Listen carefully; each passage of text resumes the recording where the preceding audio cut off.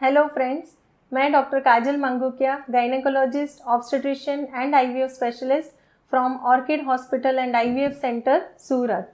नमस्कार, आपका स्वागत है ऑर्किड पेशेंट्स अवेयरनेस सीरीज़ में।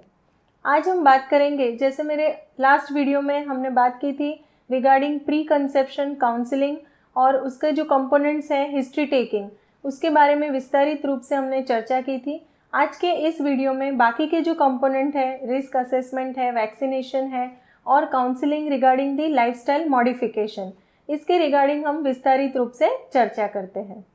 जैसे मेरे काफ़ी सारे वीडियोस में मैंने बात की है कि प्री कंसेप्शन काउंसलिंग और इनफर्टिलिटी या तो फर्टिलिटी, इस सब के लिए दोनों पक्ष इक्वली रिस्पॉन्सिबल रहते हैं। जैसे हम बोलते हैं कि एक हाथ से ताली नहीं बजती है, वैसे ही प्रेगनेंसी के लिए अगर आप प्लान कर रहे हो तो दोनों पार्टनर का चेकअप होना बहुत ही ज़रूरी है। जैसे कि फीमेल पार्टनर जो है उनका कंप्लीट गायनेक चेकअप किया जाता है, उनकी सोनोग्राफी की जाती है to rule out polycystic ovaries है, फाइब्रॉइड्स है, पॉलिप्स है वगैरह रूल आउट किए जाते हैं।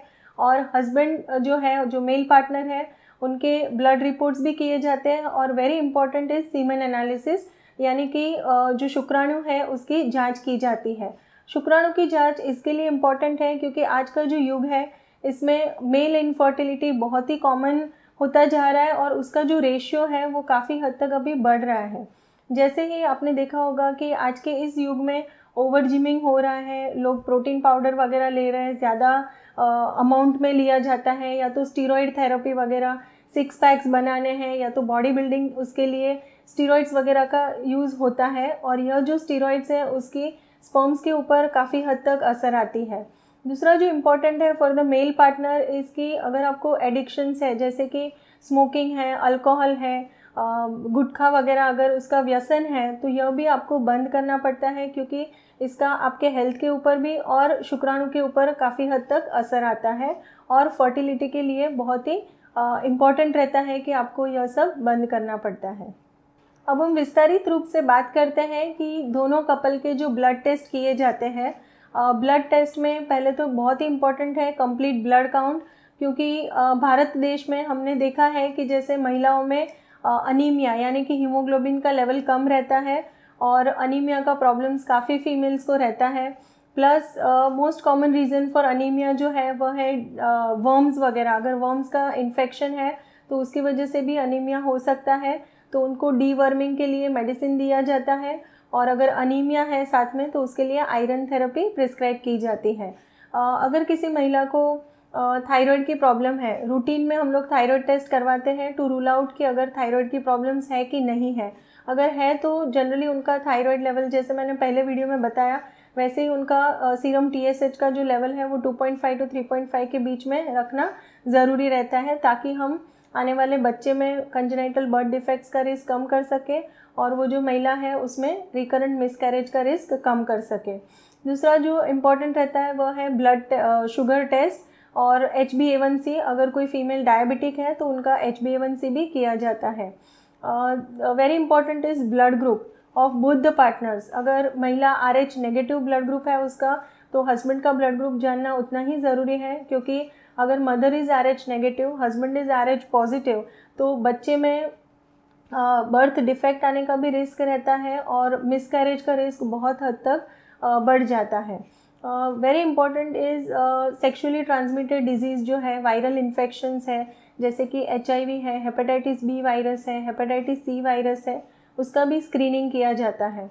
और दोनों कपल्स का HB इलेक्ट्रोफोरेसिस, यानी कि टू रूल आउट थैलेसीमिया, क्योंकि अगर थैलेसीमिया ट्रेट है, हस्बैंड और वाइफ दोनों में अगर थैलेसीमिया ट्रेट है तो आने वाले बच्चे में थैलेसीमिया माइनर और थैलेसीमिया मेजर का रिस्क बहुत हद तक बढ़ जाता है।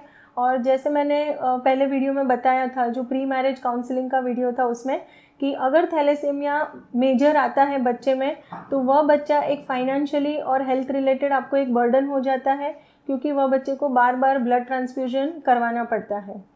दूसरा बहुत ही इम्पॉर्टेंट है कि न्यूट्रिशनल डेफिशिएंसीज जो रहते हैं उसके रिगार्डिंग भी रिपोर्ट्स करना ज़रूरी है। जैसे कि सीरम फेरेटिन करवाते हैं हम, सीरम विटामिन B12 और विटामिन D3 के रिपोर्ट्स भी किए जाते हैं, क्योंकि अगर विटामिन डेफिशिएंसीज रहते हैं तो उसकी वजह से भी काफ़ी सारे बर्थ डिफेक्ट भी आ सकते हैं और मिसकैरेज का रिस्क भी बढ़ जाता है। अभी हम बात करते हैं कि महिलाओं को जो वैक्सीनेशन दिया जाता है उसके बारे में। महिलाओं को MMR करके जो वैक्सीन आता है, दैट इज़ मीज़ल्स, मम्स और रुबेला के लिए वैक्सीन दिया जाता है। क्योंकि अगर महिला को रुबेला इन्फेक्शन होता है ड्यूरिंग प्रेगनेंसी तो बच्चे में मल्टीपल कंजेनाइटल बर्थ डिफेक्ट्स आने का रिस्क बढ़ जाता है। और अगर किसी महिला को MMR वैक्सीनेशन दिया गया है तो उसको नेक्स्ट 3 मंथ्स कुछ ना कुछ मोड ऑफ कॉन्ट्रासेप्शन यूज़ करना है, और वो 3 महीने में आफ्टर द वैक्सीनेशन जो नेक्स्ट 3 मंथ्स है उसमें उसको कंसीव नहीं करना है। यह बहुत ही इम्पॉर्टेंट बात रहती है और यह आपको ध्यान रखना है। दूसरा जो वैक्सीनेशन दिया जाता है वह है हेपेटाइटिस बी वायरस, उसके रिगार्डिंग वैक्सीन दिया जाता है और उसके जो डोज़ है वो 0, 1 एंड 6 3 डोज दिए जाते हैं। दूसरा है सर्वाइकल कैंसर के रिगार्डिंग वैक्सीनेशन दे सकते हैं, और Tdap करके आता है, that is a DPT vaccination. अगर महिला को पहले दिया जाता है तो उसको ड्यूरिंग प्रेगनेंसी पर्ट्यूसिस वगैरह इन्फेक्शन आने का रिस्क कम हो जाता है। अब हम बात करते हैं कि प्री कंसेप्शन काउंसलिंग जो है उसमें जो लास्ट पार्ट है and which is very important is regarding the counselling और prevention of the congenital birth defect. More than 70 to 80% of the patient जिनमें कंजेनाइटल बर्थ डिफेक्ट मिला है, जिनमें फॉलिक एसिड डेफिशिएंसी रहता है, यानी कि वह जो पेशेंट है जिसमें फॉलिक एसिड डेफिशिएंसी है उसमें न्यूरल ट्यूब डिफेक्ट, यानी कि रीढ़ की जो हड्डियां हैं उसमें फोड़ा होना, या तो नेक का जो पार्ट है उसमें भी उसका थिकनेस बढ़ जाता है, जिसको हम नकल ट्रांसल्यूसेंसी कहते हैं। और ऐसे पेशेंट का जब स्टडी होता है तो मोर than 70 to 80% of the time it is because of the folic acid deficiency. तो बहुत ही इम्पॉर्टेंट है कि अगर प्री कंसेप्शन काउंसलिंग आप लेते हैं तो इसमें आपको folic acid 5 milligram per day start किया जाता है, और आइडियली आपको minimum 3 months folic acid continue रखना है और उसके बाद ही प्रेगनेंसी प्लान करना है, तो हम न्यूरल ट्यूब डिफेक्ट्स जो रहते हैं वो प्रिवेंट कर सकते हैं। दूसरा है कि लाइफस्टाइल मॉडिफिकेशन। लाइफस्टाइल मॉडिफिकेशन का मतलब क्या है कि आपका जो रूटीन लाइफ है उसमें आपको थोड़े चेंजेस लाने हैं ताकि आपकी हेल्थ भी अच्छी रहे, आपको प्रेगनेंसी कंसीव करने में भी आसानी रहे और जो बच्चा आने वाला है वो भी तंदुरुस्त आए। तो इसके लिए बात करते हैं, जैसे आपका जो नींद है मिनिमम 8 to 10 आवर्स का नींद होना चाहिए। वाटर इनटेक जो है एटलीस्ट आपको 10 से 12 ग्लास वाटर इनटेक करना है।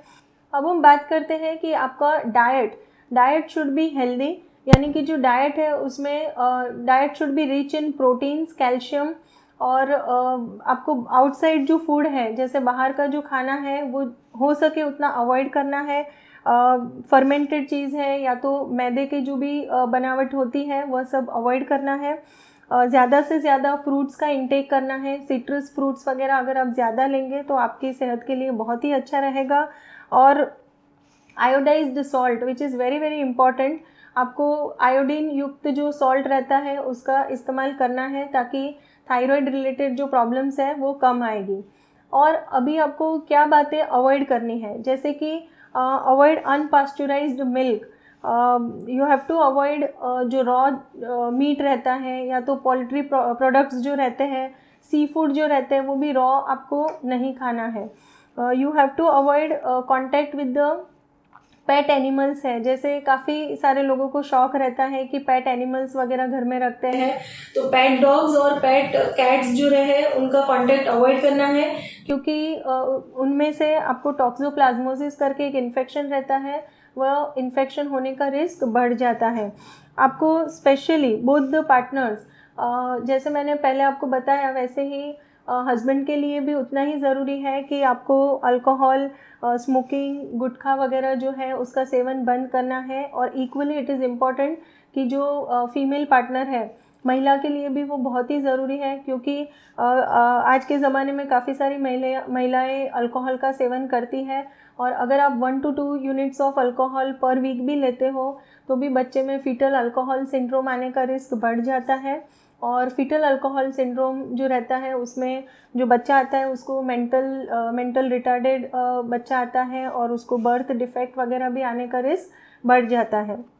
और जो आपको इम्पॉर्टेंट चीज़ अवॉइड करनी है वो है कि ओवर द काउंटर जो मेडिसिन आप लेते हैं वो अवॉइड करनी है, क्योंकि ओवर द काउंटर जब मेडिसिन लेते हो तो वो बंदे को पता नहीं है कि you are in a planning phase और कौन सी मेडिसिन है जिसके टेरेटोजेनिक इफ़ेक्ट्स रहते हैं, या तो आने वाले बच्चे में कंजेनिटल डिफेक्ट्स आने का चांसेस रहते हैं, या तो मिस कैरेज का रिस्क ज़्यादा रहता है। तो मेरी ये राय है कि आपको ओवर द काउंटर मेडिसिन लेना अवॉइड करना है। अंत में मैं यह मैसेज देना चाहती हूँ कि जैसे आज के इस आधुनिक युग में हर चीज़ प्लानिंग के साथ चलती है, जैसे कि एजुकेशन है तो उसमें भी प्लानिंग होती है, आपकी जो शादी वगैरह रहती है उसमें भी प्लानिंग रहती है, और फाइनेंशियल भी प्लान रहता है, कहाँ घूमने जाना है तो उसके लिए भी हम लोग प्लानिंग करके चलते हैं। तो ऐसे ही अगर आप यह सब चीज़ प्लानिंग के साथ चलते हो तो मेरी एक एडवाइस है कि जब भी आप प्रेगनेंसी भी प्लान करते हो तो उसके लिए भी प्री कंसेप्शन काउंसलिंग, यानी कि प्रेगनेंसी प्लान करने के पहले आप एटलीस्ट 3 से 6 महीना पहले अगर प्री कंसेप्शन काउंसलिंग लेते हैं तो बहुत ही अच्छी बात है। और इसकी वजह से हम लोग मदर में आने वाले जो रिस्क रहते हैं या तो जो कॉम्प्लिकेशंस है वह प्रिवेंट कर सकते हैं, और हेल्दी मदर और हेल्दी बच्चा यही हमारा एक गोल रहता है, and that is a successful outcome of every pregnancy. Thank you friends for watching this video. और अगर आपकी कोई भी क्वेरीज़ है रिगार्डिंग दिस टॉपिक तो आप कमेंट बॉक्स में ज़रूर से लिखिए, और नेक्स्ट वीडियो में हम आपके जो भी क्वेरीज़ रहेंगे उसको सॉल्व करेंगे।